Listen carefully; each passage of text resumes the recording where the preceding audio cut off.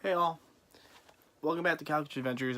Today's a little bit of a more solemn video, at least for the beginning. I do have some announcements at the end and some stuff I want to talk about. But I want to get this stuff out of the way first. Well, I feel like I should start with the obvious. I haven't posted in a while. This semester was a little harder than I expected, honestly. It's taking up a lot more of my time, frankly. It's really not even that much more difficult, it's more time consuming. I will try to post as much as I can. Like I said, it's hit or miss from week to week. Now, that was probably the least sad thing I'm going to talk about in this video. The second thing I want to say is there is a reason that I haven't been posting much, especially regarding the aquarium. Like I said, I'd be giving weekly updates. I don't know if any of you knew this, but I added recently 2 neon blue gouramis to the tank, along with a team of 4 Juliad koris, to add to the already 4 bronze koris.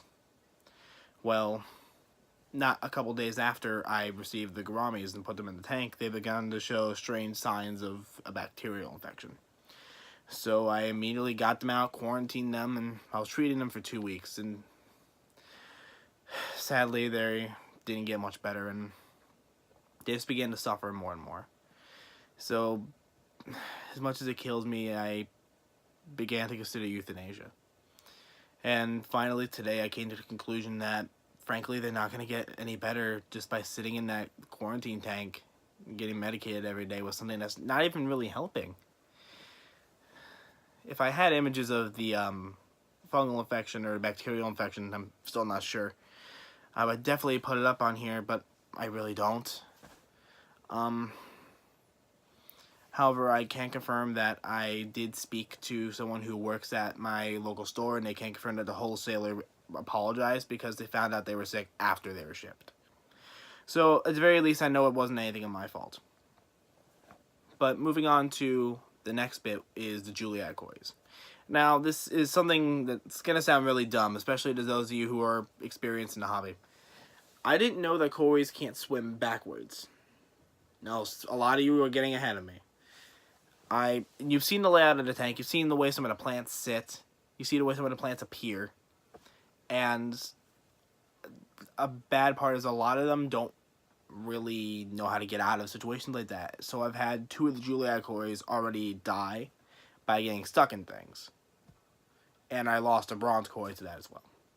So the population of the tank has been decreased by 1, 2, 3, 4, 5, but I did also suffer an algal bloom of brown algae, which, for those of you who don't understand the different types of algae, let me explain.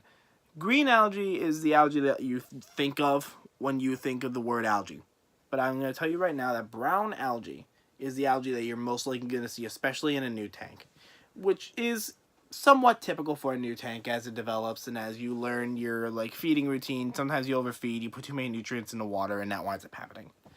However, brown algae isn't harmful as long as it's not in excess, and it's easily removable from the glass. You can just take a scrubber and scrub it off. That's what I've been doing.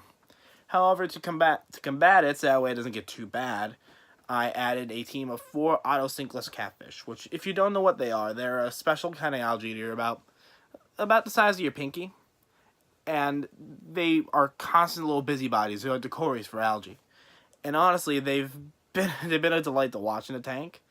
They've been really helpful cleaning algae off a lot of the plants and hard materials in the tank, like stones and the log man that I've shown off a couple times. And I've had no casualties on them, thankfully. But other than that, the tank's been largely uneventful and not much has happened. So I don't really have much other news to report on the tank. So anyways, now that all the sad stuff regarding the aquariums aside, I want to talk about some of the exciting stuff. Okay, so first of all, I'm going to be starting a gaming Twitch channel called Couch Adventurer 03. I'll put a link in the description, or I'll just put the username in the description. You can go find it on Twitch.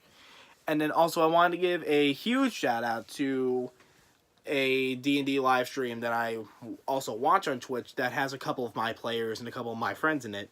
It's actually called Dorks and Dumbasses on Twitch. They're a great group of guys, ton of fun. Ton of fun to watch, ton of fun to be around, really awesome people. I really recommend you guys give them a watch. I will also put their names in the description as well. And when it comes to updating the channel, like I said, kind of infrequent, but I'll try what I can. Especially over, like, say, my spring break and my summer, it'll definitely be a lot easier. But I can't guarantee anything, but we'll see how it goes. Thank you so much for sticking around for my little confessional rant here. But I'll see you all in the next one, and remember, stay nerdy.